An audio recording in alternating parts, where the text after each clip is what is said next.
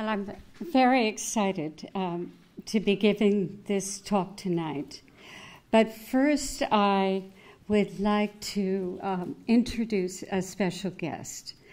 I have the pleasure and the honor to introduce to you Janet Napolitano, who is the president of the University of California. Now, I met her about a year ago, in fact, exactly on January 6th, 2014. She came to ee9 with all of the chancellors from all the different campuses of the University of California. It was right before a regents meeting.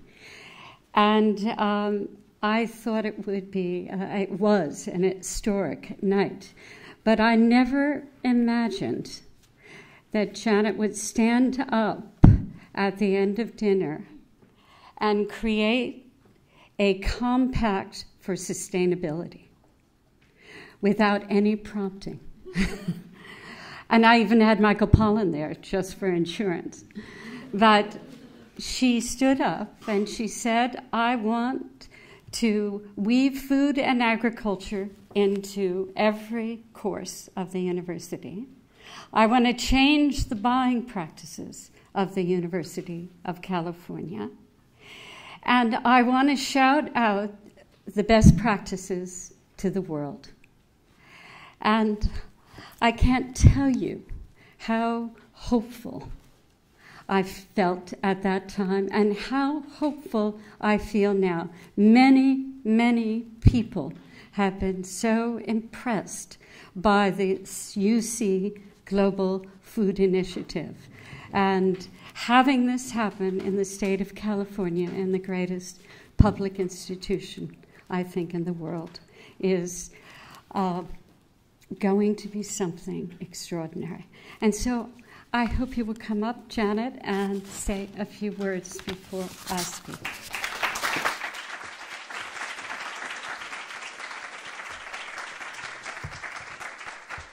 I'll be brief because I know we want to hear from Alice and from Craig, but the Global Food Initiative, which was hatched at ee9, has actually spread to all of our campuses through A&R, the Ag and Natural Resources extension part of the university, and it covers so many, many different areas. And I just wanted to spend a moment or two with you to describe some of the work being done in the initiative and what prompted it. What prompted it not only was a wonderful meal with accompanying libations for dinner, all of which were sustainable, but the realization, we started thinking about the university and the role of a public research university in terms of some of the world's grand challenges.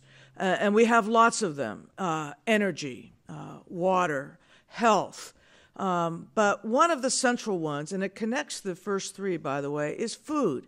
And the realization that we will have 1 billion more people living on the face of the earth by the year 2025. And 1 billion of those people will go to bed hungry, and another 1 billion will go to bed overweight. So there are daunting numbers and there are daunting challenges. And that's where the university comes in. We have long been a leader on the food research front, from helping to develop California's world-renowned food production capabilities to enhancing crop yields in different types of crops around the globe. But it's also about different disciplines: climate studies, economics, social sciences, international law, just to name a few. While the work of the food, or the scope of it, is global in nature, it also begins right here at home. More than 16% of California households experience a food shortage every night. 16%. In a state that is the agricultural center of the most allegedly well-fed nation in the world. 16 million children across the United States live in food insecure households.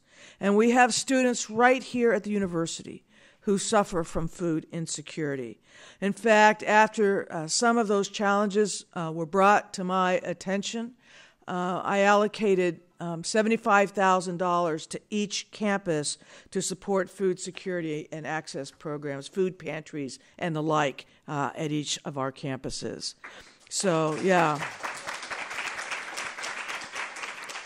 But our work on the food initiative has just begun. It's a big wheel. Big wheels take a while to get rolling, but once they're rolling, they really pick up momentum.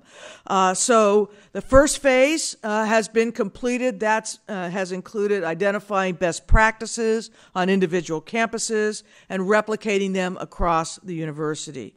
It's involved creating toolkits based on the best practices that can be shared outside the University of California. Indeed, we also intend to be global in the reach of those toolkits.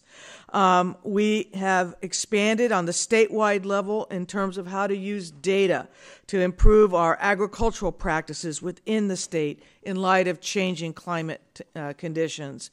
And we are developing at the national level, I think, better ways to leverage UC's expertise vis-a-vis food and all the subjects related to food as they affect national public policy. So this course is undertaken in the spirit of learning. It's undertaken in terms of looking at replication, and the Global Food Initiative is undertaken in light of the role that this university can play in addressing one of the world's most severe challenges. Our goal is simple, it's straightforward, our mission, to put the world on a pathway to a nutritious, sustainable food future, and to get that pathway underway by 2025. An ambitious goal. We can do it. You can do it. It will be a group effort, but group efforts sometimes begin with small dinners at one single restaurant. So thank you all very much.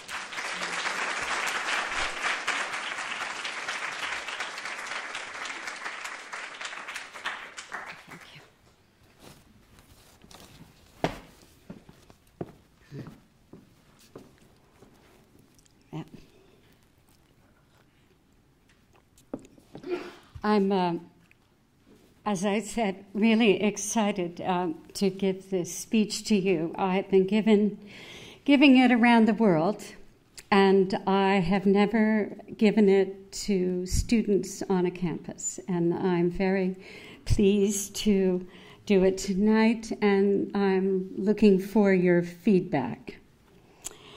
So I will begin.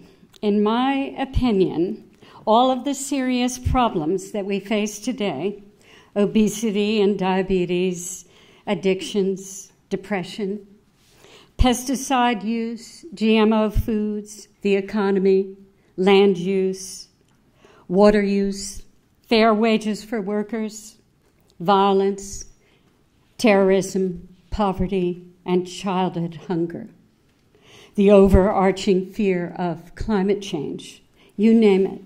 All these issues, each and every one, are the outgrowths of a bigger, more encompassing problem. They're consequences of a much more fundamental thing, a deeply rooted condition that provides the soil, if you will, for all of the other issues to grow out of. And unless we deal with this deeper, larger, more pervasive condition, I feel all of our well-intentioned attempts to solve the problems of the world will ultimately fail. It would be like treating the symptoms of a disease without dealing with the root causes of that disease.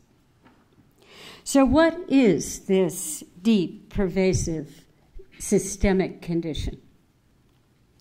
Eric Schlosser, one of my personal heroes and one of the great muckrakers of our times, has pointed out that in the United States, we live in fast food nation. Fast food is, sad to say, the dominant way people eat in this country. and I'm sure I don't need to tell any of you this. But what I'm not sure many of you realize, and it's something that I've just come to realize myself over the last decade or so, is that fast food is not only about food. It's bigger than that. It's way bigger. It's about culture. Fast food not only affects our diets, it also affects our rituals, our traditions, our behaviors, our relationships, expressions, laws, ways of working, systems, and ways of doing things. The effect of fast food doesn't just happen in chain restaurants along freeways or in malls or in airports. It permeates everything, from the way that we look at the world, to how we operate in it, to how we see ourselves, how we express ourselves, to the way we do business, to our